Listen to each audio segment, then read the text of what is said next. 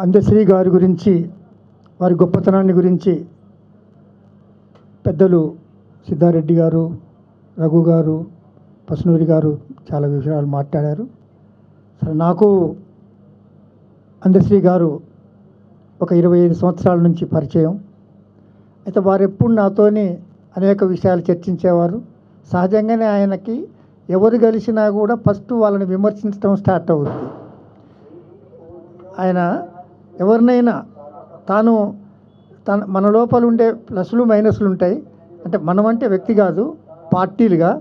ఆయన first of all me party ఇది చేస్తుంది, అది చేస్తుంది, ఇట్లా స్టార్ట్ చేస్తాడు. తర్వాత కమ్యూనిస్ట్ పార్టీలు అంటే ఆయనకు వ్యతిరేకం కాదు, కానీ కమ్యూనిస్ట్ పార్టీలు ఎందుకు ఐక్యం కావటం లేదు? మరి ప్రపంచ కార్మికులను ఐక్యంగా అమ్మంటారు, మీరే ఐక్యం గారు కదా, దీనికి చెప్పు సమాధానం. ఇట్లా ఉంటుందన్నమాట ఆయన ప్రశ్నలన్నీ కూడా. పార్టీలు ఎందుకు చెల్లిపోతాయి? మెజార్టీ నిర్ణయాన్ని మైనార్టీకి పాటించాలి, పై కమిటీ నిర్ణయాన్ని కింది కమిటీ పాటించాలని చెప్తారు. మళ్ళీ మీరే ఏ గ్రూప్కి ఆ గ్రూప్కి అవుతారు అని ఇట్లా, అంటే ఇంత డైరెక్ట్గా మాట్లాడేవాడు.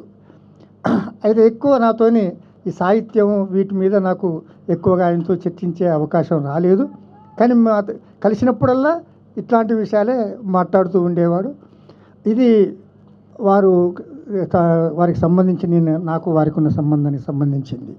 ఇక ప్రస్తుతం ఉన్న ఈ దశలో, అంటే మనం దశల వారికి చూస్తే సమాజ చరిత్రని, పురాతన కవులు రచయితలను చూస్తే వ్యాసున్నో లేదా వాల్మీకినో ఇట్లాంటి వాళ్ళని చెప్పుకుంటాం. దాని తర్వాత స్వతంత్ర పోరాటంలో చూస్తే బంకిం చటర్జీని, ఇంకా కొంతమందిని వాళ్ళని చూస్తుంటాం. తర్వాత కమ్యూనిస్టు ఉద్యమం చాలా బాగా ముందుకొచ్చిన సందర్భంగా 1940s, 50s, 60s ఆ విధంగా చూస్తే మనకి శ్రీ దాశరథి, ఆరుద్ర ఇలాంటి వాళ్ళని చూస్తుంటాం.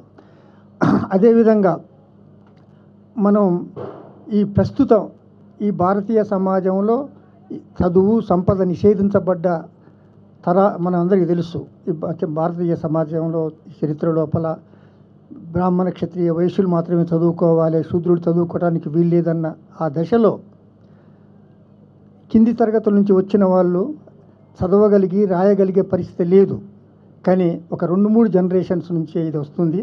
అలాంటి వాళ్ళల్లో అందశ్రీ గారు ఒకరు.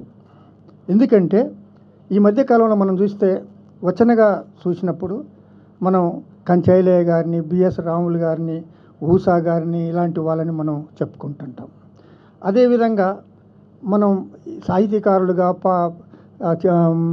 గాయకులుగా ఇట్లా చూసినప్పుడు మనం గద్దర్ని, గోరేటెంకనని, అందశ్రీని, జయరాజుని, పసునీరుని, మాస్టర్జీని, సిద్ధారెడ్డి గారిని ఇట్లాంటి వాళ్ళని మనం చూస్తుంటాం. అంటే మారుతూ ఉన్న ప్రపంచాన్ని, మారుతున్న సమాజానికి మారుతున్న దశల లోపల ఒక్కొక్కరు ముందుకు వస్తుంటారు.